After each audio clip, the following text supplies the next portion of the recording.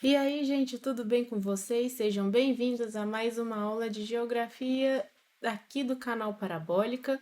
E hoje nós vamos falar sobre mapas e as curvas de nível.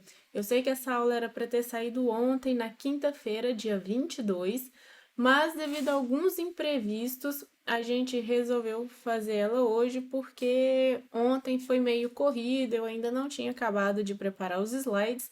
Então ficou para hoje, sexta-feira.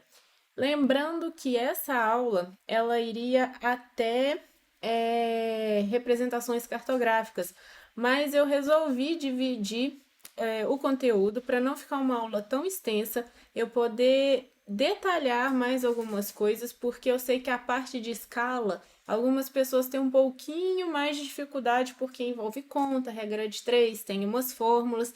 Então eu preferi dividir essa aula, que ia ser um aulão, em três partes, porque aí quem tiver alguma dúvida pode repetir somente aquele vídeo mais curtinho para não ficar tão pesado e tão longo, tá? Então hoje a gente vai ver os mapas, como que são divididos, os tipos de mapas, e depois a gente vai ter uma aulinha sobre as curvas de nível, né? Essa mesma aula. E aí eu espero que ajude bastante vocês. E depois que eu fechar todo esse conteúdo, eu vou fazer mais uma aula de exercício, porque eu vi que teve uma aceitação bem bacana, com questões que caem mais no Enem, porque todo ano, né, pelo menos os Enems aí que eu fiz, sempre teve uma questão de escala, né? Então é um assunto que é bem cobrado e sempre tem uma coisinha aqui ou ali que pode acabar pegando alguém aí pelo pé. Então a gente não vai deixar passar nada, ok? Eu espero que vocês aproveitem bastante, espero que vocês curtem. Já deixa logo o seu like aqui para apoiar o nosso trabalho. Qualquer coisa, deixem nos comentários alguma dúvida que a gente sempre responde e tá aí sempre para ajudar vocês, beleza? Simbora? Então vamos lá, começando sempre com um pouquinho de história para a gente entender o contexto dos mapas, né? Então, como a gente viu lá naquela outra aula que foi dito que é o mapa, qual a importância deles, a gente viu que a observação da paisagem ela sempre foi vista como uma principal forma de se entender o espaço geográfico, né? Então, os mapas é uma das mais antigas formas de comunicação, antecedendo até mesmo a escrita, conforme os achados arqueológicos, né? Então, a gente tem que os primeiros mapas, eles foram esculpidos em argila cozida, né? E a gente achou lá na área da Babilônia, né? Ali no rio Eufrates. E aí, ó, a gente tem que eles passaram a ser feitos em couros, tecidos, papiros e pergaminhos, e com a invenção da escrita eles passaram a ser reproduzidos em papel, né? E no contexto atual, a gente tem os satélites, né, para ajudar a gente nessa coleta mais precisa de dados da superfície terrestre. E aí a gente tem também o advento da internet que ajudou a cada país contribuir, né, com uma base de dados bem grande para que a gente tenha cada vez mais precisão na reprodução da superfície terrestre, o que ajuda a gente na área da engenharia, né, na área militar e principalmente para a gente conseguir mapear os problemas ambientais, os problemas sociais que a gente precisa resolver no contexto atual para a gente melhorar cada vez mais a vida da população, né? Então eu coloquei aqui uma evolução dos mapas. Ó, o primeiro mapa aqui, que é a primeira imagem, feito em argila cozida na região do Rio Eufrates, na cidade, ó, na antiga cidade de Gassur, né, em 3.800 a 3.200 anos antes de Cristo. A segunda imagem é apenas uma representação, né, já desenhada do que há no mapa para a gente conseguir entender o que era retratado nessa plaquinha de argila. A gente tem aqui ó, as montanhas, o rio, né? Ou seja, a gente, né, a humanidade, ela já tinha o interesse de entender o espaço reproduzindo o desenho para ficar mais fácil de entender aquele entorno.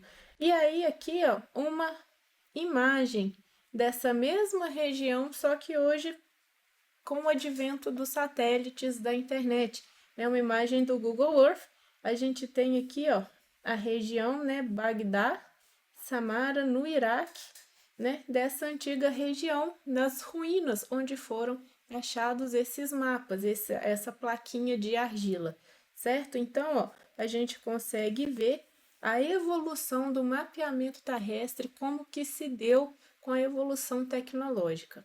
E agora a gente vai entender os elementos que compõem o mapa, certo? É impossível, dentro de um mapa, a gente colocar todas as informações de um espaço, seja ela uma informação física, ó, política, econômica e humana, né? Dentro de um determinado lugar, dentro de um mapa. Então, dessa forma, cada mapa é feito com o propósito de demonstrar um tipo de informação, certo? Vamos supor, se eu quiser saber informações de demografia, né? Mapear a demografia, quais são as regiões as regiões demográficas do Brasil, eu não preciso necessariamente, dentro desse mapa, ter as informações hidrográficas, certo? Eu não preciso, às vezes, necessariamente ter as informações vamos supor, de as rodovias, eu não preciso mostrar as rodovias. Então, assim, é impossível, dentro de um mesmo mapa, para a gente ter uma informação, colocar todos os dados, todas as informações de uma determinada região. Então, o que a gente faz? A gente divide os mapas de acordo com aquilo que a gente quer mostrar, né? E os elementos próprios da cartografia, como os pontos, as linhas, as cores, as texturas e os textos, são utilizados, né, como componente para a gente demonstrar o espaço geográfico.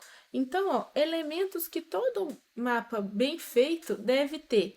Todo mapa tem que ter o título, né, para a gente entender e saber do que aquele mapa está se tratando, daquele mapa está informando, né? A legenda, né? Eu acho que eu estou aqui na frente, ó. Esse mapinha aqui é do lado do site do IBGE, é o mapa de densidade demográfica do ano de 2010. Então, ó, eu tenho a legenda para a gente entender como que essas informações estão sendo organizadas dentro daquele mapa. Eu tenho que ter a escala, que vai ser a nossa próxima aula, né? Então, aqui, ó, nesse mapa, eu tenho a escala, né? Que esse mapa está sendo colocado. Aqui eu tenho a escala, ó, 1:300, né? Aqui eu tenho até o tipo de projeção, que é a projeção policônica, né? A gente vai ver lá o que são esse tipo de projeção cartográfica.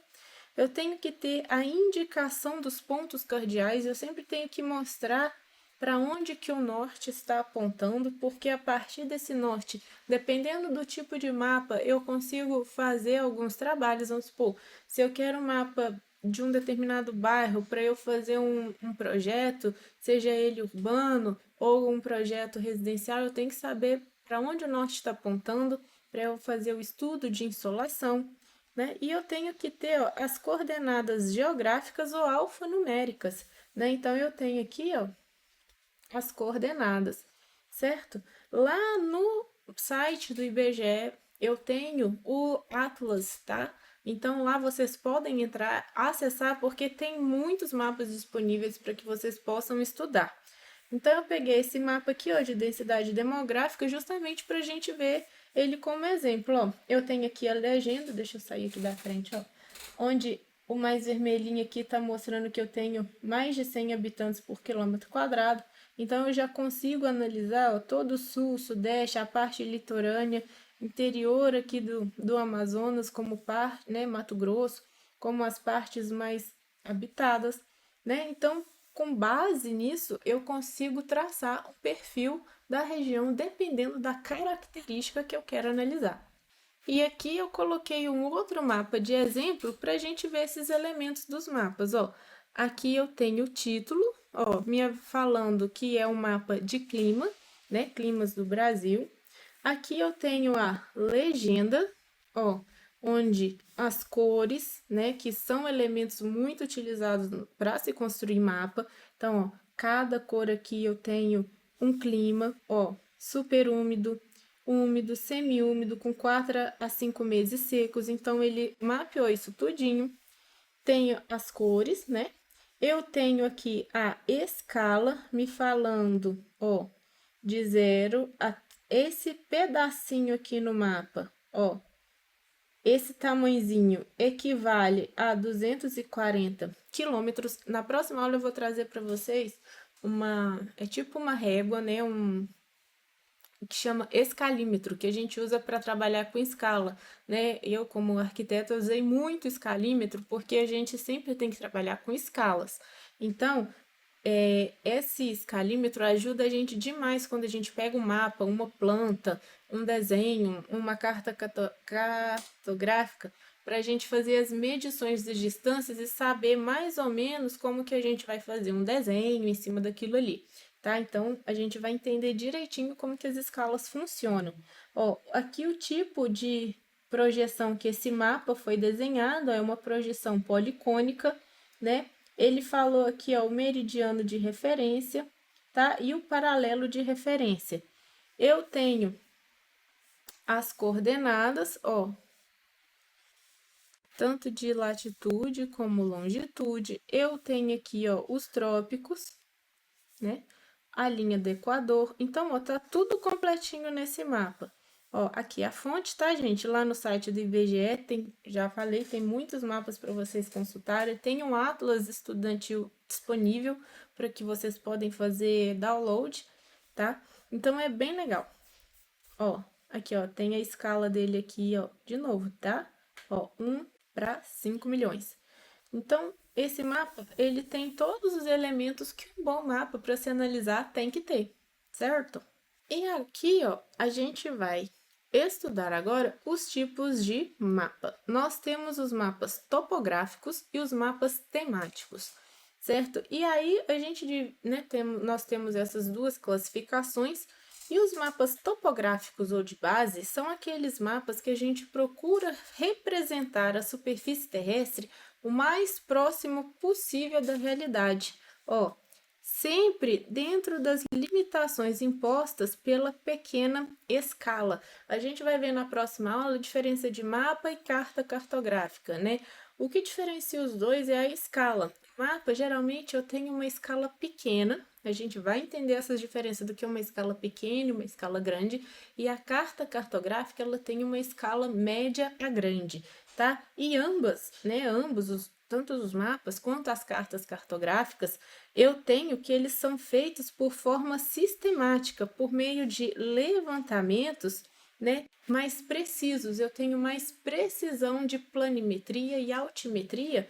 Para quê? Porque eu posso, através deles, permitir a localização de um ponto na superfície terrestre por meio das coordenadas geográficas, né? Então, eu também sempre tenho que apresentar nestes mapas e cartas cartográficas a orientação do norte ou do norte magnético ou do norte geográfico, tá bom? E esses mapas topográficos, né, que a gente chama de mapas de base, eles são chamados de base porque eles servem de base para os mapas temáticos, né? Então aqui, ó, eu coloquei como exemplo uma carta cartográfica, certo? Né, da cidade aqui, ó, cidade de Garuva, lá em Santa Catarina. Então eu consigo ver alguns elementos até aqui na legenda. Ó, eu tenho as estradas de rodagem, estrada pavimentada, estrada de pavimentação. Eu tenho aqui marcação das curvas de nível, rios, né? E olha para você ver que eu consigo ter detalhes maiores, né? Então eu tenho na carta, por ela ter uma escala grande e média, eu já consigo ter maior quantidade de detalhe do que apresentado em um mapa em que a escala é pequena. Eu vou detalhar isso melhor, explicar isso melhor na próxima aula só sobre escalas, tá bom? Então, aqui eu coloquei só como exemplo para a gente entender. E aqui eu já consigo ver, ó, até mesmo as curvas de nível. E antes de começar a falar sobre as curvas de nível, sobre os mapas temáticos, eu coloquei uns conceitos muito importantes que a gente tem que ter muito bem esclarecidos antes de passar para os mapas temáticos a respeito dos mapas de base, né, e dos mapas topográficos. Né? O que é altimetria? A altimetria, ela se refere à medida de ângulos e distâncias no relevo no plano vertical, certo? Ó, porque eu vou ver como se fosse as alturas que estão ali naquele terreno, certo? E as diferenças de níveis né, as diferenças, ó, de alturas entre pontos do terreno. Já a planimetria, ó, ela estuda os ângulos e as distâncias no plano horizontal do terreno, certo? Então, as medidas de altimetria e planimetria, elas são desrespeito às medidas verticais e horizontais daquele terreno que eu estou medindo, né? E o que são as curvas de nível, também conhecidas como isoípsas, né? Elas são utilizadas para representação do relevo em uma superfície plana. Então, eu pego né, digamos que as curvaturas, os níveis de um terreno, e eu vou o quê? Planificar aquele terreno. Eu vou conseguir ver os níveis numa superfície plana, né? O pessoal da engenharia, da arquitetura, a gente estuda muito isso, né? Toda vez que a gente vai fazer um projeto, a primeira coisa que a gente tem que ter em mão, além da orientação solar, é como que é os níveis daquele terreno, né? Principalmente em urbanismo também, que eu vou passar rua, como que eu vou trabalhar esses terrenos, a área onde pode alagar mais, onde alaga menos, especificações de solo, eu preciso de ter, né, o estudo topográfico daquele terreno, e isso é feito com as curvas de nível, né? Então, ó, são linhas imaginárias e equidistantes, né? Eu tenho uma distância igual entre elas que ligam pontos de mesma altitude. Ó, né? E qual é o objetivo, né? Eu tenho o objetivo de formar planos que permitem a visualização da inclinação, né, da declividade do terreno, né? Então, quanto maior a inclinação do relevo, eu tenho essas linhas mais próximas apresentadas. Então, a gente vai ver aqui, ó, quando eu tenho esse espacinho muito próximo de uma linha da outra, isso tá me falando que ali tem uma declividade maior, né? E quanto menor a inclinação do terreno, quanto mais plano, né, for aquela parte ali, mais afastadas estão as linhas, as curvas de nível apresentada. Então, aqui, ó, por exemplo, eu tenho uma distância muito grande entre essa linha e outra. Então, ali eu tenho que é mais suave a declividade, não é tão acidentado, certo? Então, ó, eu coloquei aqui equidistância, é a diferença, né, de altitude entre as duas curvas de nível, e todos os pontos em uma mesma curva, né, estão à mesma altitude. Então, vamos supor, nessa plantinha aqui, ó, todos os pontos dessa curva de nível, elas estão sempre em mesma altitude. Não tem altura diferente nos pontos de uma mesma curva de nível. Ó, e para que serve? Aqui, ó. Antes eu vou mostrar aqui. Para que serve isso, né? Para a gente poder estudar, né? Como que é um terreno, saber o perfil daquele terreno, né? Daquele relevo que está ali e que a gente precisa estudar. Então, ó, aqui são os planos, né? Aqui é o terreno, ó, como que é. E aí é como se eu tivesse dividido ele em camadas, né? Em planos, ó. Aqui é a altura maior. E a cada, aqui, ó, ele colocou a cada 25 metros. Então, essas distâncias aqui, elas sempre são iguais, são equidistantes, né? Então, ó, se eu a cada 25 metros fiz um corte no meu terreno, a cada 25 metros eu vou ter uma curva de nível. Então, é como se ele tivesse fatiado, a cada 25 metros de altura eu fiz um corte na minha montanha, ó, no meu morrinho aqui, ó, né? Ó, então, é como se ele tivesse, e aí aqui é como se ele tivesse cortado e visto de cima. Então, ó, primeiro cortezinho aqui a 25 metros, ele viu só essa pontinha, né? Aí depois ele fez um outro corte a 75, aí ele já viu essa área maior, aí ele vai registrando esse perfil. Aí a 50 metros ele já viu esse corte um pouco maior, registrou. A 25 metros ele fez outro corte, ó, e passou para cá. E a base, né, a 0 metros, ele já tem aqui a base toda e fez. E aí, isso é como se eu estivesse vendo de cima todos esses cortes que ele foi feito. E aqui ele se esqueceu, mas sempre que eu tenho, vamos supor, numa planta ou no mapa muito grande, essas curvas de nível, o topo delas a gente costuma fazer um xizinho. Então, onde tem um X com número, eu sei que ali é o topo daquele terreno que ele está apresentando. Então, eu trouxe para vocês um exemplo prático de como a gente se utiliza curvas de nível no dia a dia. Isso daqui é a maquete de um terreno. A gente pega aquela planta, né, igual essa aqui, né? Suponhamos que eu tenha essa planta. E isso, gente, às vezes a gente consegue no site do IBGE, no site da prefeitura, onde que a gente estiver trabalhando.